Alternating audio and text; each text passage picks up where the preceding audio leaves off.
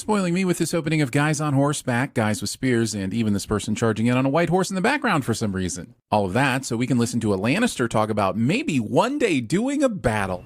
So you think you got what it takes? I'll tell you what I got. Your wife's on my breath. Nobody's ever talked to me like that before. That's because everyone's mouth is usually full of your wife's box. You're hired. I have 500 fighting men. I bring 1,000 knights of my own. What is this, a math measuring contest? Pointless throwaway sin is pointless and thrown away like the United States Treasury under the Musk regime. My men have had a long march. They are most eager to embrace the hospitality of your keep. At this point, I'd have settled for seeing the hospitality of his keep, but even that was deemed too hot for TV, or too TV for hot D, or something like that. Hup! Hup! Hup! Peyton Manning reading the defense. Reggie Wade! Hold corner!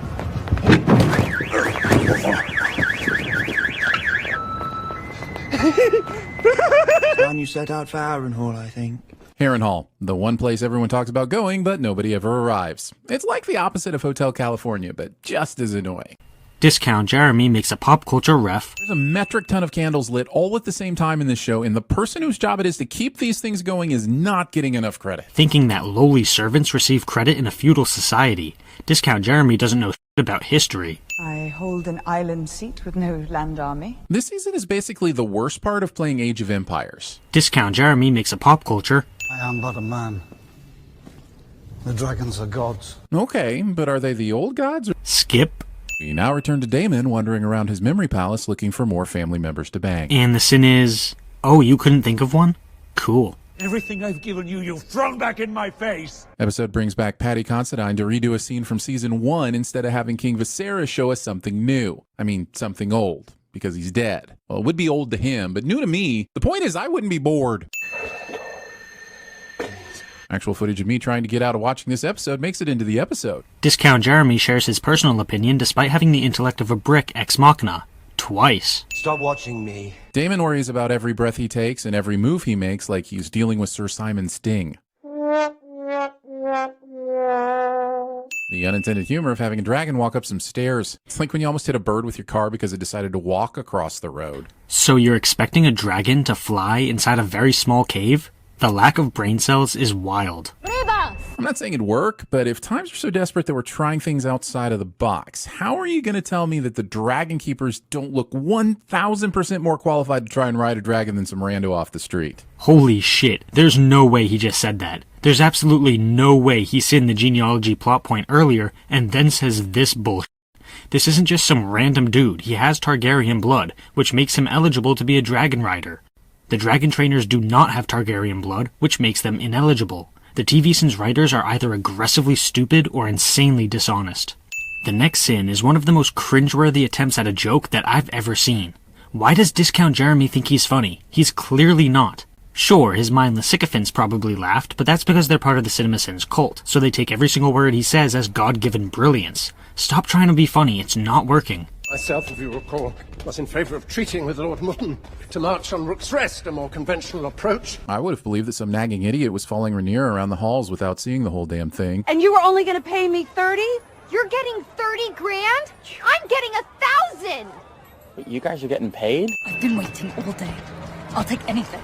Scraps. It's kind of glaring how the plight of the common folk was of little interest to the story until a bunch of them were needed for the plot. Hard to tell if it's meta or just weird that the show itself only sees poor people when it needs them. Isn't it wonderful how you acknowledge the possibility of this being meta, but then immediately dismiss that possibility to force a sin out of the episode? The answer here is obvious. It's meta. The show only focuses on the small folk when they're needed, because that's how the nobility treats them. Why is this anger directed at us? I think it might have something to do with how much of the episode is just people talking around tables. His offer was refused. The offer has been reconsidered. I said no!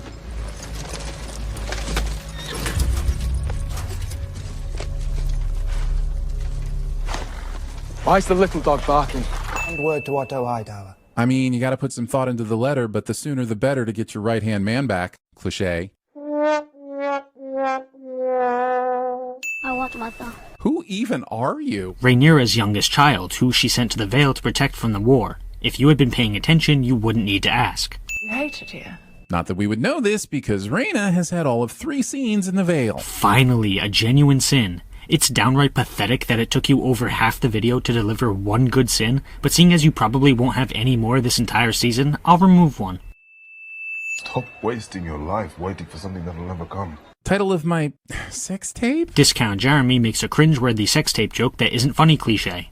They say you struck Lord Bartimus today, in view of the staff and guard. Yes, and as a result, Rhaenyra has been banned from attending the Oscars for the next 10 years. Discount Jeremy makes a pop. There is war in the Reach now, Your Grace. Really? Could we see that? Look, normally I'd play a pop culture clip for this kind of dumb sin, but I'd like to explain a little something for the brainless CinemaSins sycophants. We are seeing the war. This is war, mostly sitting around planning and plotting and enacting strategies. These people genuinely think that war involves a battle per day, but that's just not how it works. And a feature in the fancies of many a young lady, I'll wager. Assuming no young men would have interest in a lute-playing, sword-swinging dragon rider. Expecting a medieval society to be accepting of gay people. Even our modern society isn't very accepting, not just of gay people, but of the entire LGBTQIA+ community. Seriously, look at Supreme Leader Trump's erasure of public health information. He's literally denying that trans people exist. My point is, the show is not suggesting that we shouldn't accept gay people, it's just portraying a realistic viewpoint on gay people. Your Graces, we must leave. Now. Now that you've lit all these candles, it's no longer safe. Not saying please. You're not funny and nobody likes you. Sheathe your swords! Sheathe your swords! Alicent always chooses the strangest time to start giving out safe sex advice. Discount Jeremy makes a cringeworthy sex joke that isn't funny cliche. Mine. It's all that remains to you. Laris, just tell him he's f***ed. If Wolverine lost his healing factor, you wouldn't say, Logan, you must now rely on your ballet skills. Discount Jeremy makes a... Our own healer, Alice Rivers, volunteered her renowned skills. I wonder if Sir Simon Strong chose to name drop Alice because he knew Damon had a crush on her, or if it was a heavy-handed way to telegraph to the viewer that Lord Grover Tully's death by natural causes may be suspect. Or, and hear me out because I'm about to explain the origins of the cosmos, maybe both? Has Sea Smoke found a new dragon rider? Or will Adam of... Skip? Even if we somehow prevailed, how will I rule a kingdom when my own son doubts me? I assure you, having the full confidence of their teenage children has never been a prerequisite for parents to do their jobs. Pointless throwaway sin is pointless and thrown away like education in red states.